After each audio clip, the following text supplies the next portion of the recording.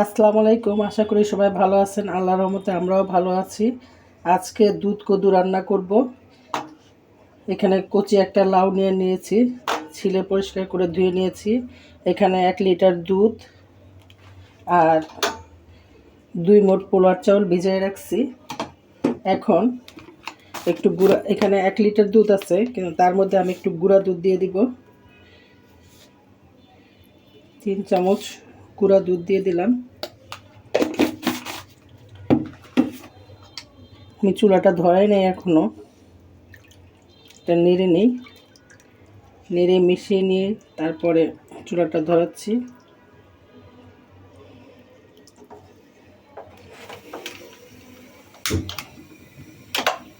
চুলাটা ধরাই দিলাম এবং এখানে 2 মোট পোলার চাউল যেটা ভিজিয়ে রেখেছি ওটা দিয়ে দিতেছি একটু গুঁড়া করে।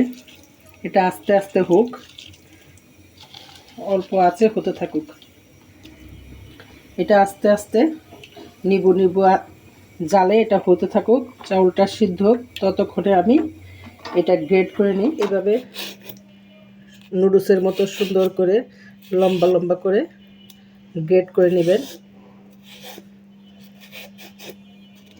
এই যে আমার চাউলটা অল্প আঁচে সিদ্ধ হচ্ছে। আর এখানে কোনো কিছু দেওয়ার দরকার নাই, এলাচি দারচিনি এগুলো দেওয়ার কোনো প্রয়োজন না। আমি এটা তেজপাতা দিয়েছিলাম, এটা উঠে ফেলে দেবো, কেন এখানে অন্য রকমের স্মেল আসলে খেতে খারাপ লাগে।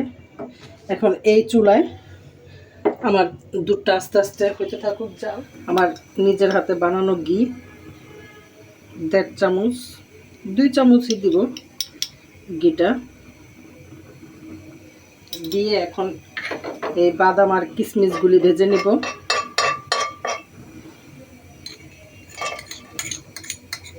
এগুলো একটু হালকা ভেজে উঠাই নিব।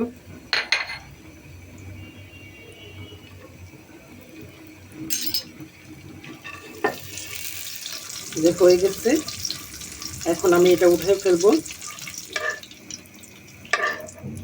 এই দেখেন কি সুন্দর নুডলসের মতো আমি সবগুলো গ্রেট করে নিয়েছি।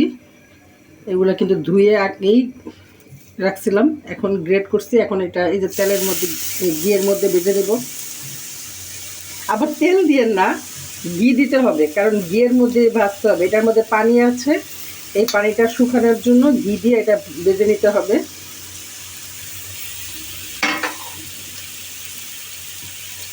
অল্প আছে, আস্তে আস্তে এটা ভেজে নিতে হবে। দেখেন অনেকটা পানি শুকিয়ে গেছে, এটা আরও পানি শুকাবে, শুকায় একদম চুষে যাবে। আর এত সুন্দর গ্রান আসতেছে, ঘি দিয়ে ভাজতেছি। ভিডিওটা দেখতে থাকেন। এই যে পানিটা শুকিয়ে গেছে, এখন আমি দুধের মধ্যে এটা দিয়ে দিব।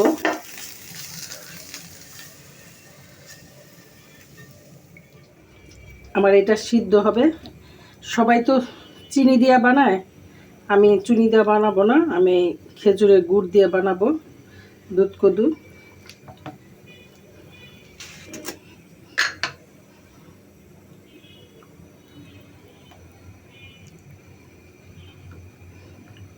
মিষ্টিটা যার যার পছন্দ মতো দিবেন, কেউ বেশি মিষ্টি খায়, কেউ কম খায়।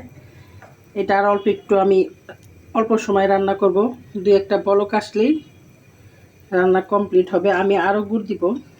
এই দেখেন আমার এটা রান্না হয়ে গেল, ডিফারেন্টভাবে রান্না করলাম।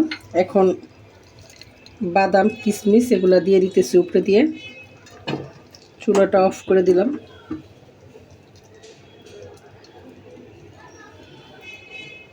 আমার এই দুধ কদু আপনাদের কাছে কেমন লাগলো কমেন্ট করে জানাবেন। ভালো লাগলে আপনারা বাসায় ট্রাই করবেন, বানিয়ে খাবেন, ছেলে মেয়েকে হাজব্যান্ডকে খাওয়াবেন, আত্মীয় স্বজনকে খাওয়াবেন। আল্লাহ হাফেজ, আসসালামু আলাইকুম।